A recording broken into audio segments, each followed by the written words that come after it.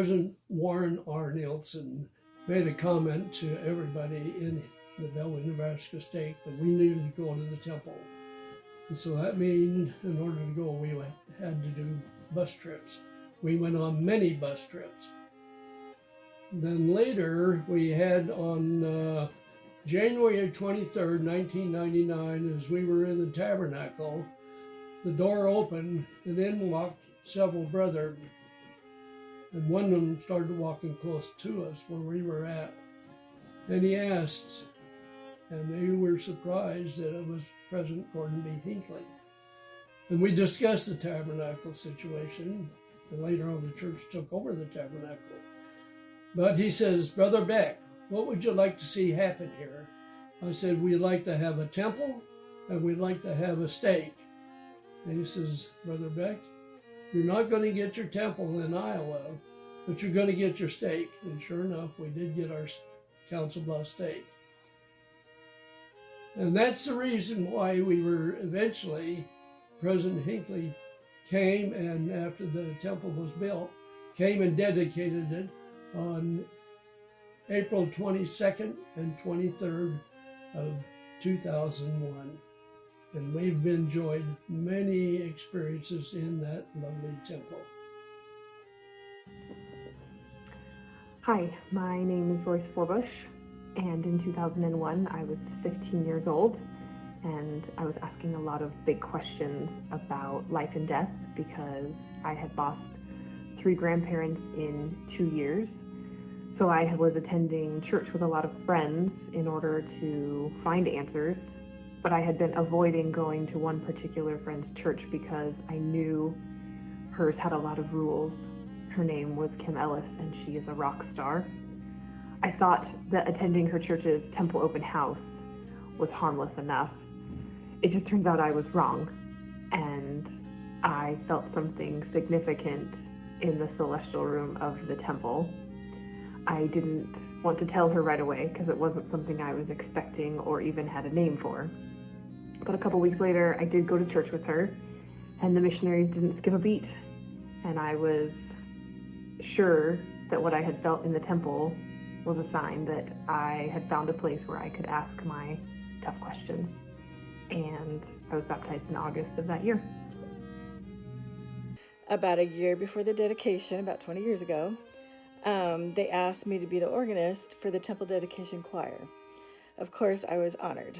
There was a small hand-picked choir, and we practiced every Sunday for about 9 months, every single Sunday. We had 3 songs that we had chosen. I can't remember the first one, but the second one was I Know That My Redeemer Lives, and the third one was The Spirit of God.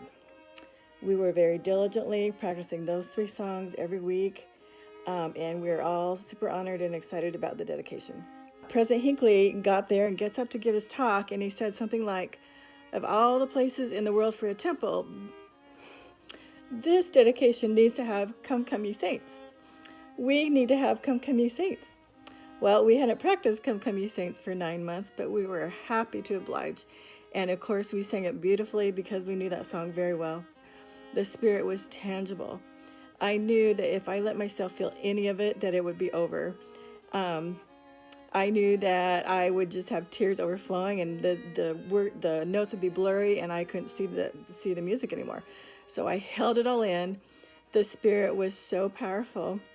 I stepped off the organ bench and literally collapsed to the floor because I was weak and overcome by the Spirit.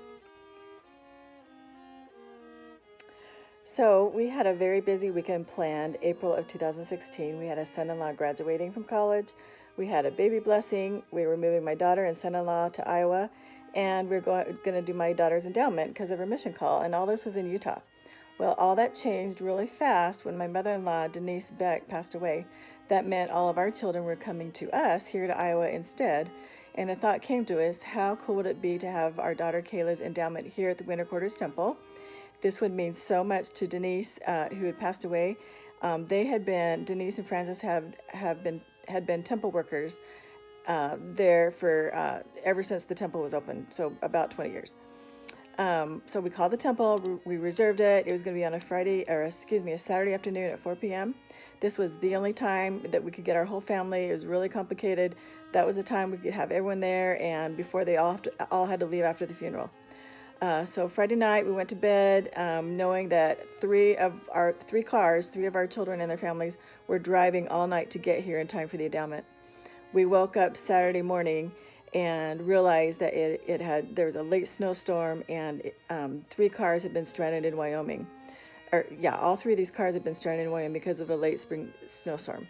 We realized that these 3 families would not be able to make it to the endowment, including our daughter Kayla. We were devastated. We got on our knees and we prayed to Heavenly Father, and we're like, wasn't this such a good, righteous desire? And now it's not happening. We ended our prayer. Tony got up and he says, I'm going to drive and go see the Okiishis. So he drove over there. He saw the Okiishis, and they said, well, why don't we create our own endowment session? So about 8 o'clock that night, everyone had finally arrived. Sister Okiishi said, usually I like to have really prompt endowment sessions, but today we're going to wait till every one of your children get there. We had the most amazing endowment session for my daughter. Tony was with me, my mother was with me, my father-in-law was with me, he was the officiator. All 7 of our children and their spouses were there with us. It is a picture-perfect moment that we will never, ever forget.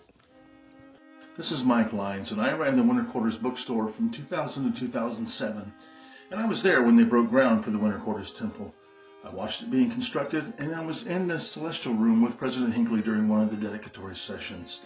Later, I had the opportunity to work as a worker there in the temple for about 7 years, and I can testify to you that the veil is very, very thin to the temple, for I've had many very special experiences there that have changed my faith to sure knowledge of the reality of the spirit world and of the work and the importance of the work that we do there at the temple.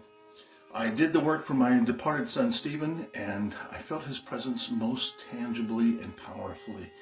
And I know that the Lord has walked the halls and has accepted his house. One day I hope to be able to work again in the temple once I retire.